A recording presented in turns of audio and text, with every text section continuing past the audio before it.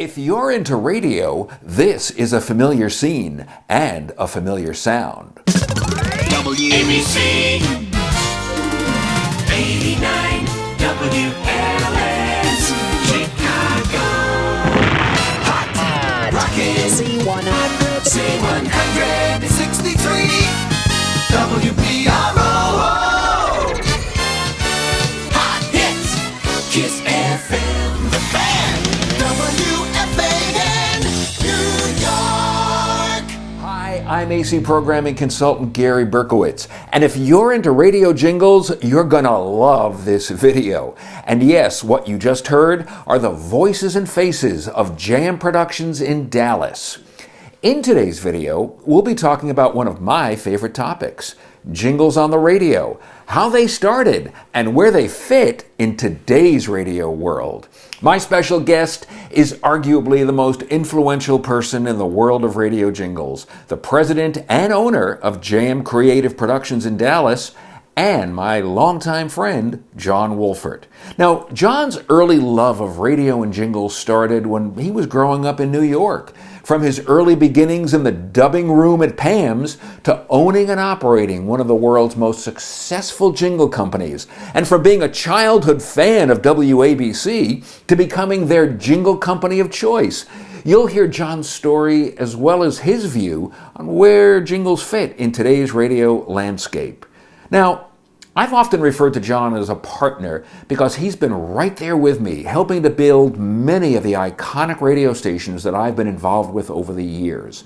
And of course, if you know me, you know how much I love jingles. So I'm very excited to bring you this segment in my programming video series. So let's zoom on down to the jingle capital of the world, Dallas, Texas, and meet up with Jon Wolfert, or as he's better known, Jon at Jam. Almost everybody in radio, Jon from Jam that's it. Hey, let's call Jon from Jam. We need some new jingles. But for those people who might not know your story, why don't you kind of give us a little thumbnail of your career, starting out from the bedroom samplers to where you are today. All right, I'll try and do that in less than 20 hours, which will be a record for me if I can.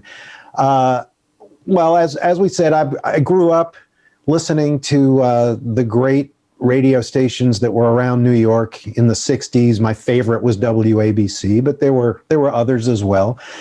And I very early on got really interested in the jingles that these stations, the little songs where people were singing about my favorite station. And I thought, well, that's neat. Who did they get to do that? Who are those people? How do you get that? And different stations had different ones. And it was just interesting to me. And what really blew my mind was when I discovered that, at least on the AM dial, which is where most of the interesting stations were at that point in time, if you listen at night, you can pick up stations from far away that you normally can't hear during the daytime. And so I started listening to these distant stations. DXing is the term for that hobby. And I started hearing stations running the same jingles as I was hearing on WABC, but obviously with different call letters sung in or different lyrics or whatever, but it was obviously the same jingle. So this really blew my mind. I said, well, how can this be? So I was a jingle guy and a radio guy and also a music guy. I started taking music lessons when I was in first grade, and also an electronics guy. You know, I liked the engineering part of it, and then soldering together Heath kits and all this fun stuff. So to me, the one thing that encompassed all of those interests, the music, the radio, the production, all of that, were the jingles, because it was musical production for radio stations. And so take me on the road now. Okay, you've developed this love for it. Tell me about the first job, the first real job. The first real job, well, my big ambition was to work at Pams. Pams was the company that was doing all of the WABC jingles at the time, as well as just about every other famous top 40 station you could think of in that era.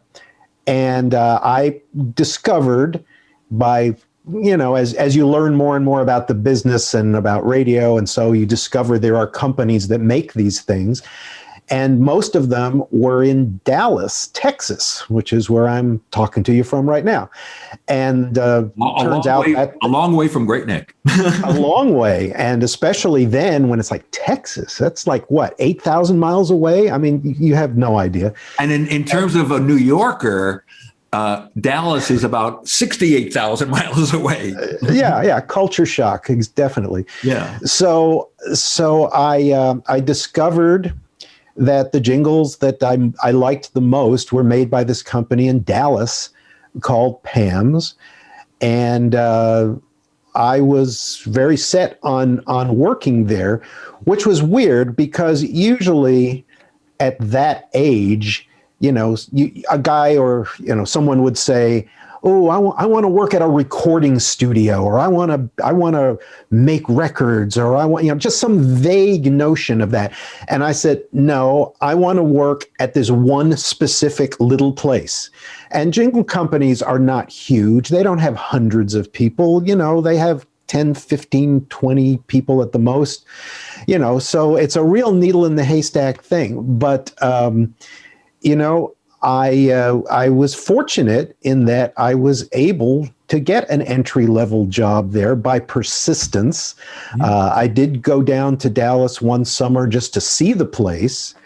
And I guess it didn't hurt a thing that Rick Sklar, who was the program director of WABC, certainly Pam's most influential and important client at the time, who I knew, had called down to Bill Meeks, who was the president and founder of Pam's, and said, hey, this kid's coming down because he's really interested, and show him around.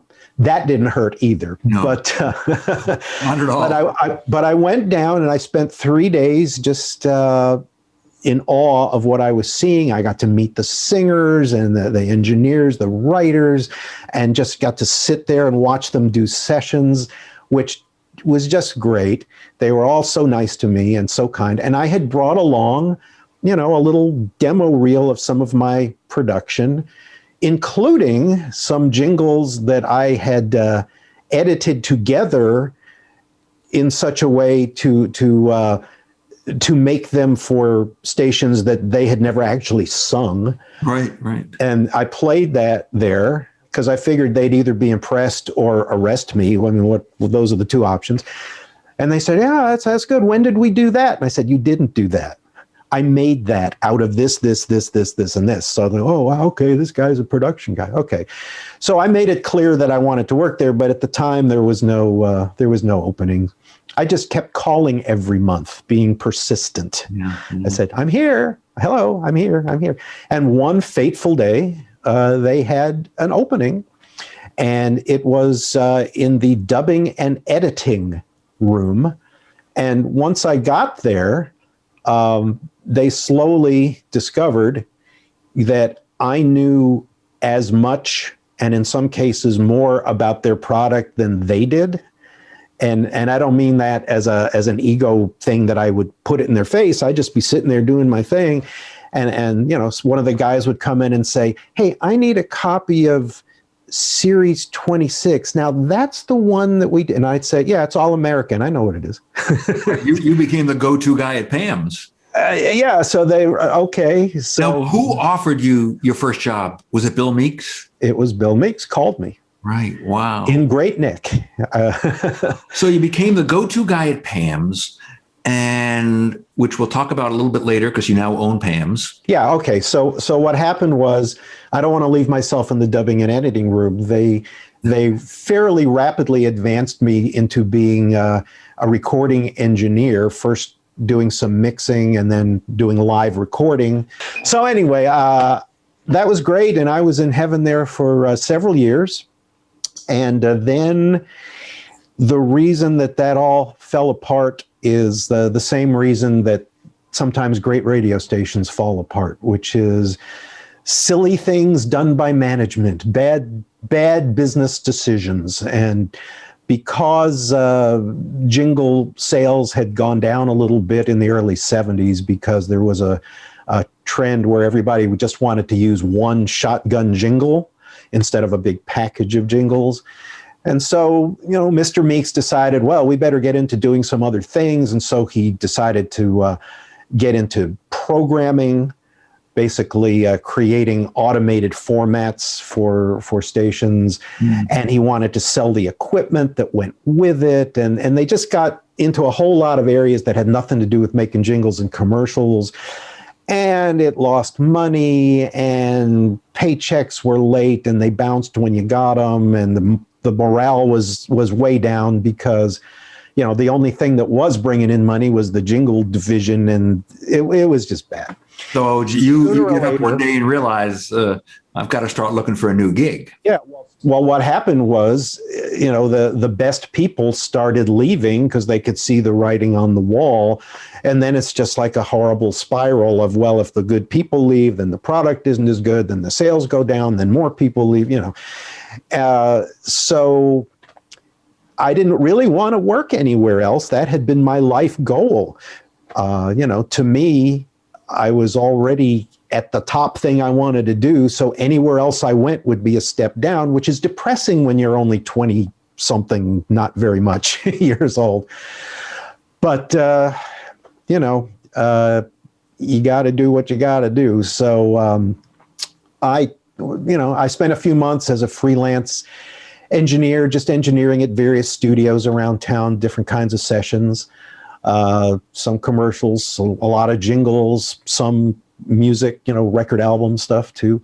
This is the answer you've been looking for. Basically, one morning I woke up and I discussed with my wife, Mary Lynn. I said, we've run out of places where I want to work.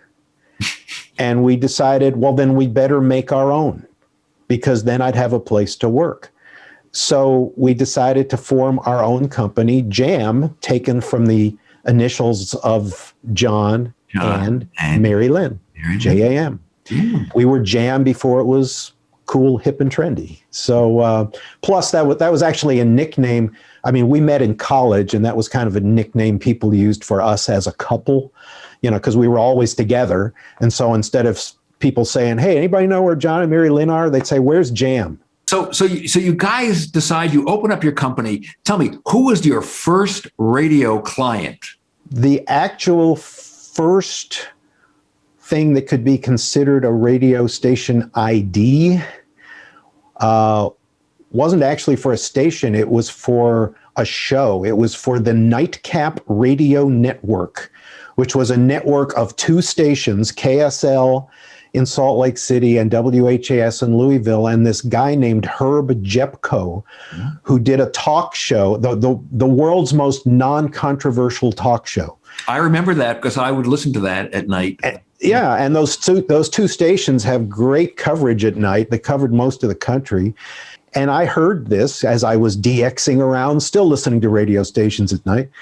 And I said, well, they need a jingle. And so I contacted him and I said, well, we'd like to make a jingle for you. And he said, well, all right, let me hear it. So we made something, and he said, yeah, okay, that's good. And I think he sent us $50 or something. And then I heard it coming through the static, in the middle of the night from KSL on my radio. I had a lot of friends about my age who were working as jocks at stations, medium and small market stations. And I said, hey, if you need something, or if the station needs something, let me know. And oftentimes the jocks would, out of their own pocket, pay to have something done for their show, or their name and the call letters or something. And so we had some sessions like that.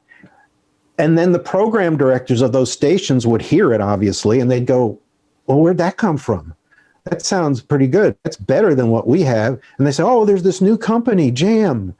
And then we'd start hearing from the program directors, and lo and behold, it took off from there. Lots of word of mouth, because I remember that because I think I was program director at Pro FM in Providence, and I had just done a package at Pams, and then I switched to the TM shotgun when everybody went to the one shotgun. And then when we decided to call the station Pro FM, it was about the same time that you were taken over, and you took over quickly as the jingle leader in the States. And it was like, wow, let's listen to and of course at that point you were on WABC, I think. Well, that's the best part of the whole story as far as I'm concerned, because we started Jam. Well, we started it sometime early in 1974, but we got incorporated as an official corporation in November of 74. So we used that as our company birthday, just because, that's the date they happened to stamp our papers.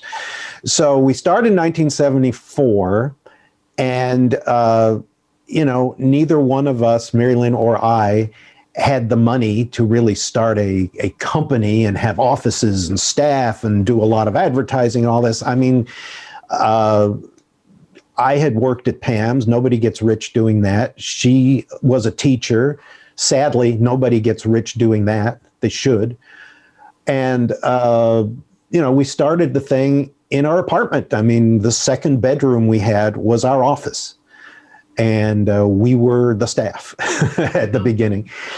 And so things started to cook along, and we did a few packages. And before we had even gotten to our first anniversary in business, the phone rings, and it's Rick Sklar at WABC at the end of a Friday. And, there's a famous story, Mary Lynn answered the phone like she always did, in Jam Productions. And the guy said he was Rick Sklar, and she didn't believe it, because at that hour on a Friday, and, we had all these nutty friends who would call up and do stupid stuff like that. But she didn't take a chance. She said, okay, I'll get Jon for you. And I got on, and I immediately recognized Rick's voice, because you always recognize Rick's voice. And, he said that he was looking for some new things for the station, and he wasn't too happy with what he'd been getting from other places. And he knew that I was a big fan of the station and knew what it sounded like and knew what he liked. And I had sent him some demos of things we had done, not because I expected him to drop everything and buy it. I just thought, as a friend, he'd be interested to know what we were up to.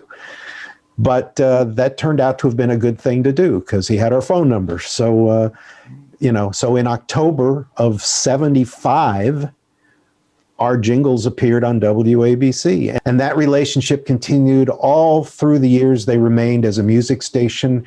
Then in 82, they transitioned into a talk or news talk, and we did those jingles too. And they're still playing our jingles today in the year 2021. So let's come up to today. Even though things are a little bit different, jingles are still a big deal in radio. It's no secret that I am a huge jingle lover. And I think a lot of people think, well, maybe he just happens to like them, so he puts them on all of his radio stations. But that isn't the case. I think that they're very important, a very important part of radio's architecture, of radio's heart and soul. So how do you look at things now, all these years later? You've worked for the biggest jingle companies. You've owned probably the most influential one of all of them. And continue to, let's talk about today a little bit with jingles. Well, jingles have always, all through the years, had three basic functions. One function, obviously, is to identify the station so that listeners know who they're listening to. And back in the days when all of the ratings were done with diaries or interviews, that was really important because people had to remember what station they were listening to so they could write it down, or so that they could tell somebody who asked them what they were listening to. So that is still important, even in the people, monitor days here, and I'll tell you why in a second. But the second thing that jingles are good for is the branding, the imaging of the station. Most stations that are competing with each other in a similar format, everybody's playing the same songs, everybody's running more or less the same commercials. A lot of the content is the same. So what can one station do to differentiate themselves for another? Well, there's a lot of things, and as you well know, it has to do with what music you play and how you play it and what air talent you have and all that. But one way that you can make your station sound like your station is by having jingles that convey the mood of the station or convey a little message about what you can expect by listening to the station. Johnny Kay, who was at Coast for many years, called that the stationality of the station. And then the third major thing that jingles have always been useful for, still are just as a production tool to bridge transitions, to make things sound a little more produced and big time. Even on the late night shows, whether it's Jimmy Fallon or Stephen Colbert or Kimmel, they don't just walk out cold and say, hi, they have a band. Well, in normal times anyway, they have a band and they're playing music to bring it on because it's part of showbiz. It makes it sound special. It makes it sound produced and interesting. So in the same way, the jingles can do that for a station. So let me get back. John, I did a video, which you probably saw, and it talked about jingles. And what I said was a radio station without jingles is like a steak without potatoes. And that's how I look at it. And sometimes I think when I listen back to some of the great jingles of all time, I say, wow, this cut could still work today. It would sound great. Now, that's a whole other video story. We could spend hours talking about that. I get a lot of pushback on that when I bring that up. But there are certain cuts from Pams. There are some cuts from early 80s, early 70s jam and 80s jam and 90s jam and on and on and on. And I just go, wow, these things are as good today as they were back then. Well, sometimes, and this is a generalization, but sometimes, radio guys, and I'm using that term to include men and women, radio guys sometimes are too close to it. And they're not listening to it or hearing it as their listeners do, because, somebody at the station will go, oh, well, they made that jingle in 2004. We can't possibly run that. The audience doesn't know that. Sure, if the jingle sounds like Glenn Miller and it's completely out of place with your format, yeah, okay, that wouldn't make sense. But there are, a lot of jingles that are catchy and musical and appropriate to the format that work. And we find that every day because we're constantly doing packages for stations, and they're reaching back to Z100 stuff or WLS stuff that's even older than that, or Pams stuff that's from the 60s that's even older than that. Now, granted, the Pam stuff is mostly for oldies stations where it kind of makes a little more sense if you're trying to evoke those kind of memories. But even so, the job that the jingle does, as long as it sounds good, that's the important thing. You don't want to run something that's screechy and abrasive and annoying to hear. And I hear jingles, I'm not going to name names, but I hear jingles from some other places that are exactly that. Yeah, okay, maybe they're high tech and they've got all these effects on them, but they're annoying to hear over and over again. Why would you want to do that to your audience? Why would you want to every 8 minutes play the sound of fingernails on a blackboard? What's the point of that? It's not memorable. It's annoying. So you don't want to do that. You also don't want to run a jingle that's too bland either, because then it just becomes like chewing gum. The flavor wears off and you forget you have it in your mouth, and you find out 5 hours later you're still chewing on this thing. You don't even know it's in there. Yeah. So you need something with a little pizzazz and flair, and something that gets a listener's attention without being, a negative. And that's what we always try to do. Jon, I mean, probably one of the highlights of your professional life had to be when you acquired Pams. Yeah, that's another one of those full circle stories, like the WABC story was. Yeah, but I mean, and not only did you acquire Pams and you continue to operate Pams, but I think it's amazing how you've restored those tracks and the vocals that I hear, because you've done a lot for me from Pam's tracks. I mean, I have my moments where I actually think the redos now are better than the originals. Well, from a technical standpoint, they probably are, because we took a lot of those masters, which were either on 4-track half-inch tape or 10-track 1-inch tape. The standard was 8-track, but Pam's had to be different, so they invented a 10-track format, or 16-track, which is on 2-inch tape. And we have the equipment, we maintain all the equipment to be able to play these tapes, and we transfer them, we digitize them, we transfer them into the computer so they're in a digital format, and there you can actually go in and do some noise reduction to get rid of tape hiss. You can get rid of hum or pops or clicks or noises or things that you find. So it's cleaned up. And then when we sing to those tracks, I'm a big stickler for authenticity, and being a big fan of all those Pam's jingles, I know how they went. I know what chord went where.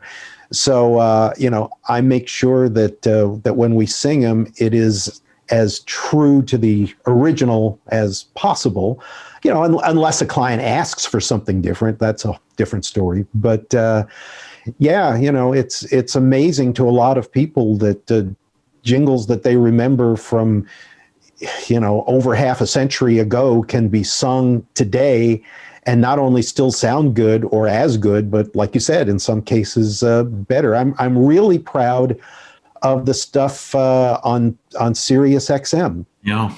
On the 60s on 6, for example, all those jingles, when they sing that, are all Pam's jingles that we made in the 2000s.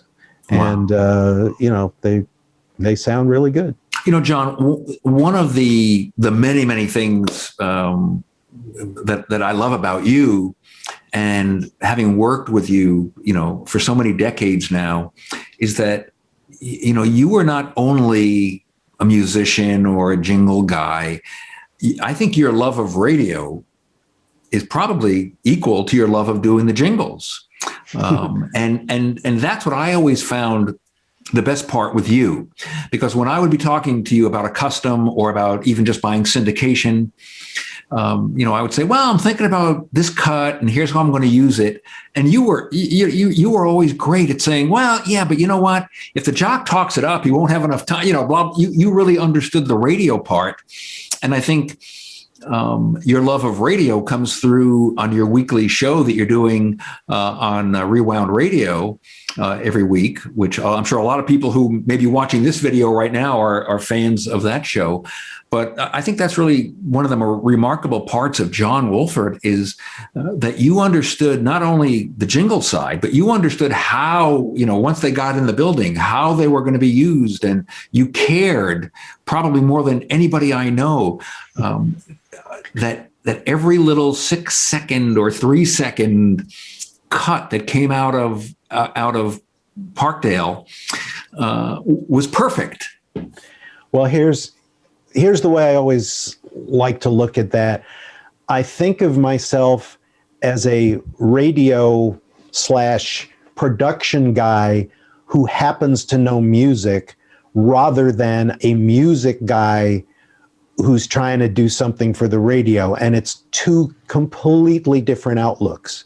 Because, and this is not to say, you know, that anybody is better than anybody else, but, you know, if you are first and foremost a musician and you're just looking at doing jingles as, well, you know, they'll pay me some money if I do this, I'll make a little something for them, but your heart isn't in it, isn't into the radio aspect of it. I mean, sure, your heart would be in the musical aspect of it, but you know, a lot of, I've heard through the years, a lot of people trying to make jingles and they don't understand what jingles are supposed to do. They don't understand how they're going to work between the commercial and the song, or what they're supposed to accomplish, or, you know, how to concisely get something done. Because, you know, when you're writing a song, you've got 3 minutes, 5 minutes, as long as you want, really, to develop it and have it build and do all this stuff. Well, the jingle, you got to get to the good part immediately. And you've got 6 seconds, 14 seconds, somewhere in there. You know, yeah, there are some 30 and 60-second jingles we've done, and those are fun, but they are the exception. So you've got to have this mindset of the purpose of this jingle is to sell the radio station, not to sell, you know, how cool the guitar part is. Now, it doesn't hurt to have a cool guitar part worked in if you can do it in 14 seconds. And that's the challenge. That's the fun of it. It's like, how do we cram all the good stuff in a very short amount of time and then have a vocal that is clear and legible? Because if you do a jingle and nobody understands what you're saying, what's the point? That is the point. The message is the point. So, you know, I think just having... I think you have don't you have a package, the music is the message somewhere, right? So yeah, that's right. And the thing is, you know, if I hadn't been fortunate and gotten that job at Pams, or been able to break into the jingle business where I learned so much just from being there, you know, I would have probably tried to have a career as a terrible disc jockey moving from market to market every 6 months, or maybe a production guy. I mean, I don't have a great production voice. I'm not Charlie Van Dyke or one of those guys, but, you know, I was good with a razor blade and I could do production and stuff. So, you know, I probably would have spent all this time in radio somewhere or many places, you know how that goes.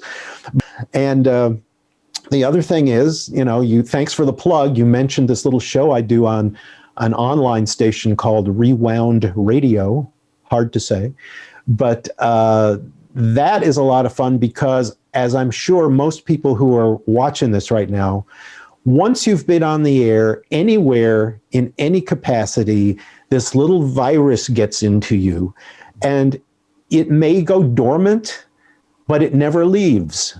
And therefore, you always want to be on the radio. You always want to do a show and talk up record intros or make terrible jokes or whatever. You know, it's just fun to do that.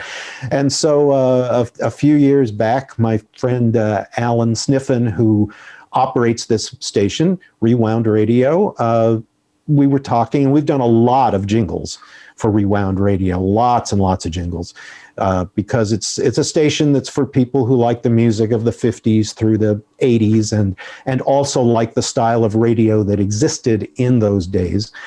So we did a lot of old jingles for it, and we were talking, and one day I said, well, maybe I should do a show for you one day. And I did, and then it became a weekly thing, and every Sunday afternoon at 3:00 Eastern, I'm there doing my DJ thing. And because it's me, once or twice an hour, we stop and I do a segment about jingles. Not just, and the theme is different every time, but not just playing a bunch of jingles, but talking about them and who sang them and where'd they come from. And not just our jingles, not just jam stuff or Pam stuff, just jingles from all over and all different producers. And we have a good time with that. And I didn't think very many people would want to hear a show like that. It would be fun to do, but I was and am amazed and grateful for the fact that this station and this show have listeners all around the world, literally. And one benefit to doing an online show as opposed to a show on a station is that you can see in real time who's listening and where. Not the names of the listeners, but the computer knows, oh, I'm sending this stream to Detroit. I'm sending this stream to LA. Oh, here's somebody in Ireland that wants to hear it. And so you can see all the towns and countries, and it's amazing. I read a few of them every week just to say hello, but I hear from people. You get this great instant feedback either through Facebook or email. I'll say something and I see a message pop up saying, oh yeah, I remember that jingle. I grew up with that. You never know what reaction you get, but it is a lot of fun. So Jon, finish this sentence for me. And this is going to be aimed at program directors all over who are watching this right now.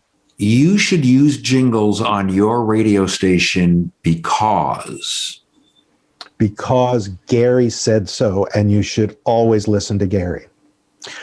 Also because I said so. But okay, you want a more substantial reason for that. Well, okay, let me get back to one of the three things I said the jingles were important.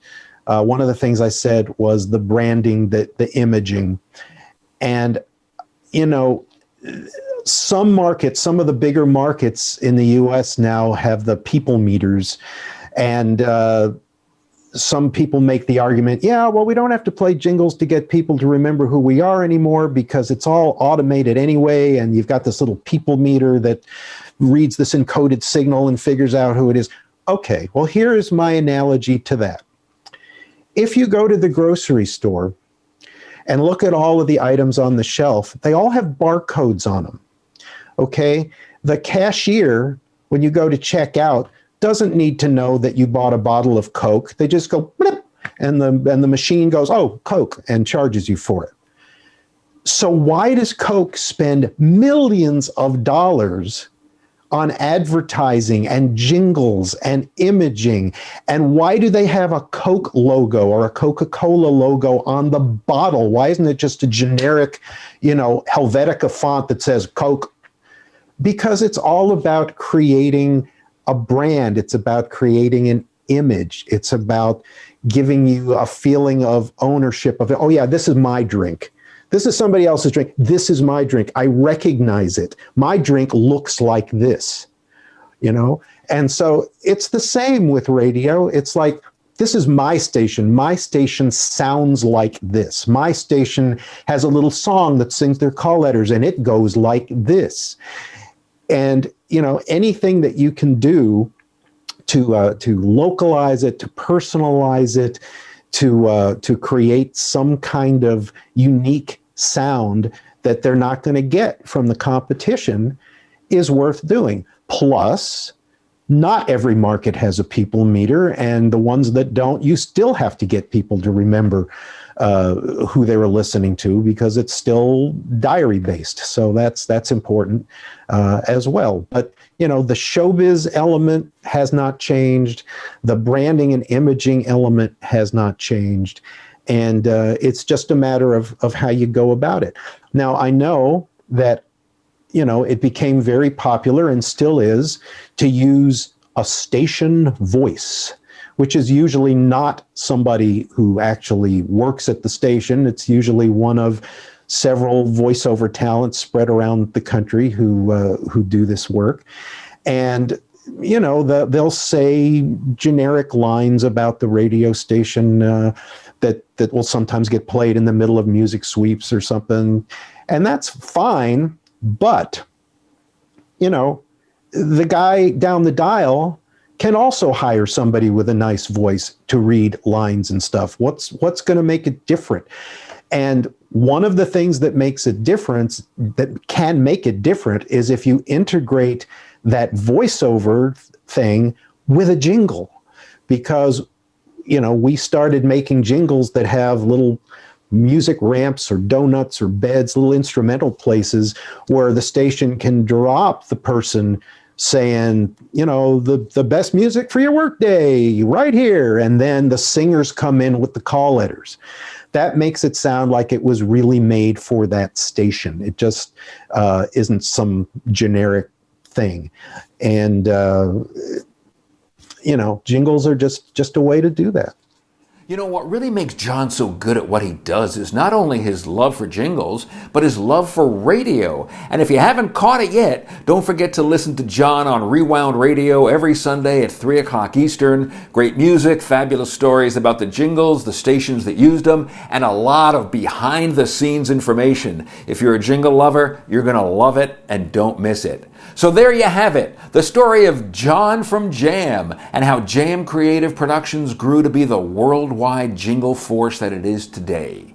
If you enjoy these videos, I'd love your feedback, so please share any of your comments on my social media, Facebook, LinkedIn, Instagram, Twitter. Of course, you can subscribe to my YouTube channel by just hitting the subscribe button, which is right below me, and you'll be notified every time I post a new video. And don't forget to sign up for my complimentary AC Programming Today newsletter by going to GaryBurke.com. Now, coming up next, I'll look at one of America's most iconic radio stations with a get-together of their original air staff. Where are they today? I'm AC Programming Consultant Gary Berkowitz, and as always, I do thank you for your time to watch this video.